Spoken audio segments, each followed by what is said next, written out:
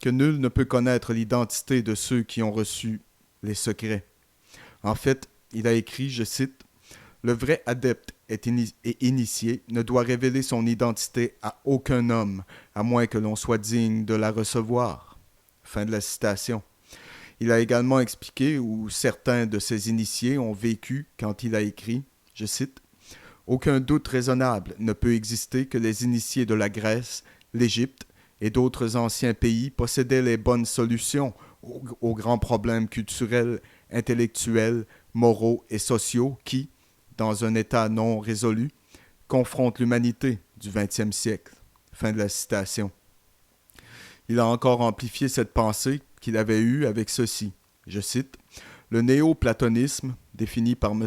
Hall en tant qu'une école fondée par Plotin autour de 240 après Jésus-Christ, se concernant au problème de la métaphysique qu'il appelle l'étude de la connaissance, a reconnu l'existence d'une doctrine secrète et très importante qui, depuis l'époque des anciennes civilisations, avait été dissimulée dans les rituels, les symboles et allégories des religions et des philosophies. » Fin de la citation. Donc, en résumé, il est possible, les amis, de comprendre ce que ces mystères antiques étaient. Et il semble y avoir au moins 4 vérités glanées à partir des informations fournies dans les observations faites précédemment, et ces vérités semblent être 1. Les mystères antiques avaient 2 formes d'adorer le même Dieu. 2. La connaissance du vrai Dieu était réservée à ceux à qui avaient été confiés les secrets, et non à ceux qu'ils appellent le profane. 3. Ceux qui comprenaient ces secrets ont été assermentés au secret le plus strict. Et 4. Ceux qui ont la connaissance des secrets prétendaient détenir toutes les réponses à tous les problèmes de l'humanité. Maintenant, il y avait un secret supplémentaire pour les porteurs de secrets. Ils devaient être initiés à une cérémonie d'initiation privée. Albert Pike, le général Albert Pike, un général confédéré du Sud pendant la guerre civile, a écrit ceci, je cite, « L'initiation était considérée comme une mort mystique et les popes parfaites étaient alors dits être régénérés, nouveau-nés, restaurés à une existence de vie rénovée, la lumière et la pureté. » Fin de la citation. En fait, les amis, cette expérience de nouveau-né est similaire à l'expérience que les chrétiens nés à nouveau traversent. Les chrétiens appellent leur expérience une seconde naissance, tout comme les francs-maçons le font.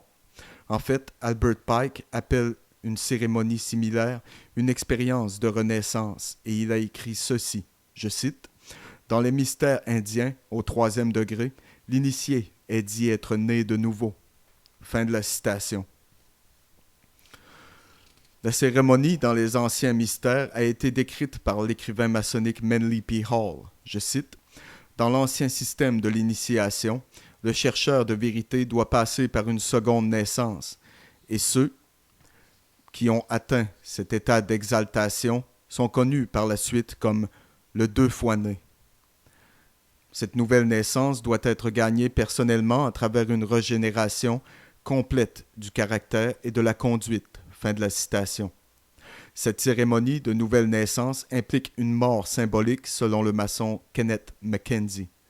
Et il a écrit ceci, je cite, « Dans les anciens mystères, l'aspirant ne pouvait pas participer au plus haut secret jusqu'à ce qu'il ait été placé dans le cercueil. Dans cela, il était symboliquement dit mourir et sa résurrection était à la lumière. » Fin de la citation.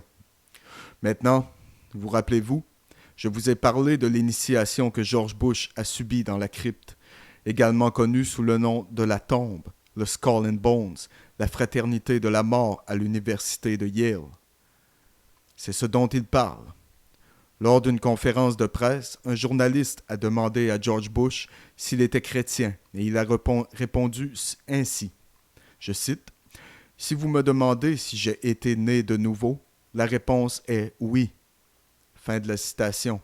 Et en effet, il l'a. Les maçons modernes participent à une cérémonie presque similaire à celle décrite par ces auteurs maçonniques.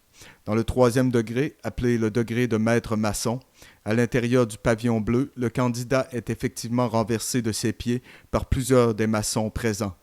Il est enveloppé dans une couverture et déplacé à l'extrémité ouest du temple.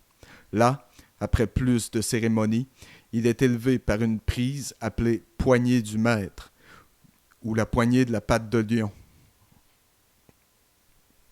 Ceux qui ont appris les mystères apprenaient également qu'ils avaient un projet secret, celui qui a été décrit par Albert Pike dans son livre intitulé « Morals and Dogma ». M. Pike a écrit ceci, je cite, « Voici notre objet. À la fin, le résultat des grandes spéculations de l'Antiquité. L'anéantissement ultime du mal et la restauration de l'homme à son premier état par un Rédempteur, un Messiah, un Christos, le Verbe incarné, la raison ou la puissance de Dieu. » Fin de la citation. Je vous invite tous, si vous pouvez trouver une copie de Morals and Dogma par Albert Pike, de l'acheter, la prendre à la maison et la lire. M. Hall disait à ses lecteurs que ceux qui avaient été initiés au mystère étaient le pouvoir secret derrière les gouvernements du passé. Il a écrit ceci au sujet de ces anciens initiés dans son livre intitulé « What the Ancient Wisdom Expects of its Disciples ». Je cite, « Ce sont les puissances invisibles derrière les trônes de la terre, et les hommes ne sont que des marionnettes dansant tandis que les invisibles tirent les ficelles. Nous voyons le danseur, mais l'esprit de maître qui fait le travail reste caché par le voile du silence. » Fin de la citation. Maintenant, rappelez-vous, je vous l'ai dit, les amis, que si vous n'ouvrez pas votre esprit et si vous ne cessez pas de croire le dogme, si vous ne cessez pas de croire ce que les gens vous disent, si vous n'arrêtez pas de croire ce que Pierre Bruno vous dit aux nouvelles de 6 heures ou votre pasteur local, à votre église, ou votre maire ou le premier ministre du Canada, et si vous ne commencez pas à creuser pour trouver la vérité vous-même, vous, le sheeple, êtes les marionnettes, dansant tandis que les invisibles tirent les ficelles. Et jusqu'à ce que vous modifiez ce schéma de votre vie, vous serez toujours la marionnette au bout de la ficelle de quelqu'un d'autre. Et je sais que ce n'est pas ce que vous voulez être, n'est-ce pas? Eh bien, si ce ne l'est pas, changez votre vie maintenant. Arrêtez de croire ce qu'on vous dit, y compris ce que vous entendez dans cette émission, à moins que celle-ci se vérifie dans vos propres recherches, votre expérience, vos propres fouilles. Chacun de nous doit trouver notre propre vérité, et si nous cherchons vraiment et creusons, nous allons en fin de compte venir à quelque chose près de la vérité, près de la même vérité pour nous tous. Et je peux vous dire maintenant que la plupart d'entre nous ont vécu dans un monde fantaisiste pour l'ensemble de nos vies. Nous ne savons même pas quelque chose près de ce qui est la vérité de toute question.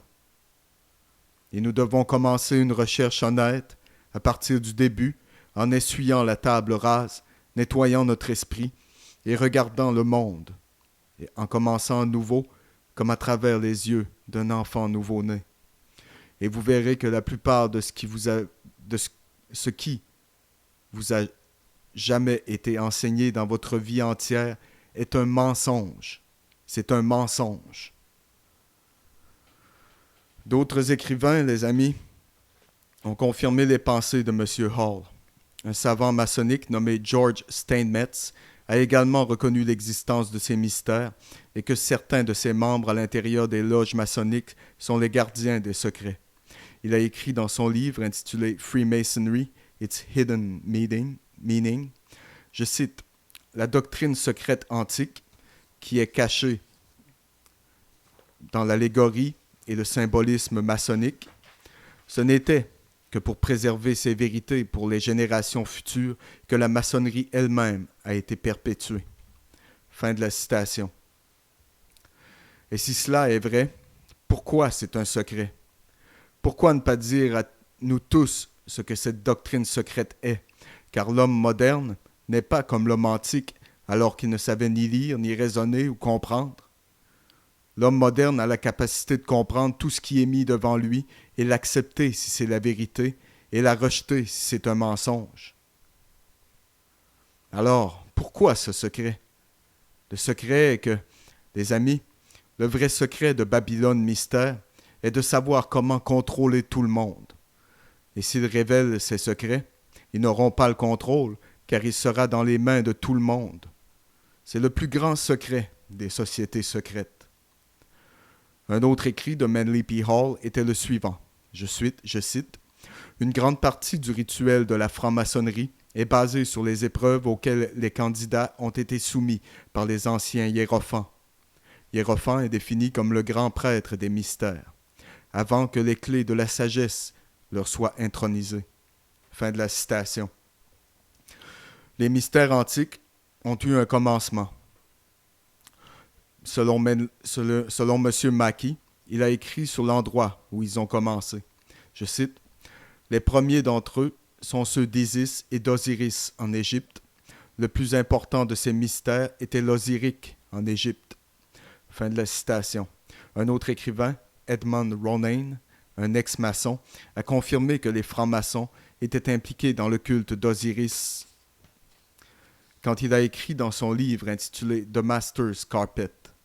Je cite, « Les cérémonies de la maçonnerie, les symboles et la légende célèbre de Hiram, dans le degré du maître maçon, ont été directement empruntés au mystère antique ou le culte secret de Baal, Osiris ou Tammuz. » Fin de la citation. Il s'agit d'une admission directe que la franc-maçonnerie découle directement de Babylone Mystère, l'ancienne religion des mystères, le culte de Baal, le veau d'or représentant de la maison au cours de laquelle, pendant cette période de 2000 ans, le soleil résidait. Le soleil, le symbole de la lumière, Lucifer, l'intelligence, le don, le savoir primordial. Albert Pike a ensuite détaillé où les mystères sont allés après leur début en Égypte. Il a écrit ceci dans Morals and Dogma. Je cite, « De l'Égypte, les mystères sont allés vers la Phénicie et ont été célébrés à Tyr. Osiris changea son nom et devint Adonai ou Dionysos, toujours le représentant du soleil. En Grèce et en Sicile, Osiris prit le nom de Bacchus. » Fin de la citation. Ainsi, les anciens mystères dissimulaient un mystère important, tenu secret de la personne moyenne. Les mystiques disent que ce mystère a été caché au monde pendant des siècles, même s'ils avaient pris le mystère d'autres continents. Ceux qui croient en cette religion devaient encore l'amener en Amérique. Cela était encore à venir, et nous allons arriver à cela, je vous le promets. Et cela, je vous le promets aussi, va vous étonner. Gilbert Lafayette, qui était un très célèbre et notoire pirate et un membre de la franc-maçonnerie et des Templiers, a déclaré ceci. Je cite, « Une main invisible guide le peuple. » Fin de la citation. Arthur Edward Waite, un écrivain prolifique sur les sociétés secrètes, a écrit ceci. Je cite, « Sous la vaste marée de l'histoire humaine, y circulent les courants sous-jacents furtifs des sociétés secrètes qui déterminent souvent dans les profondeurs les changements qui se produisent à la surface. » Fin de la citation. Un autre qui a écrit sur la puissance juste en dessous de la surface a été le président Woodrow Wilson, le président des États-Unis d'Amérique, qui a fait cette déclaration surprenante. Il a fait cette déclaration, mais il a été ignoré. Mais il ne devrait jamais être ignoré à partir de ce point. Je cite, « Il y a un pouvoir si organisé, si subtil, si complet, si omniprésent, qu'il ferait mieux de ne pas parler au-dessus de leur souffle quand ils parlent en le condamnant. » Fin de la citation. Ainsi, ces deux auteurs ont mis en garde l'Amérique que les sociétés secrètes ont organisé des grands événements du passé, et le président Wilson a averti ceux qui ont été prompts à condamner ces organisations qu'ils étaient mieux d'être prudents.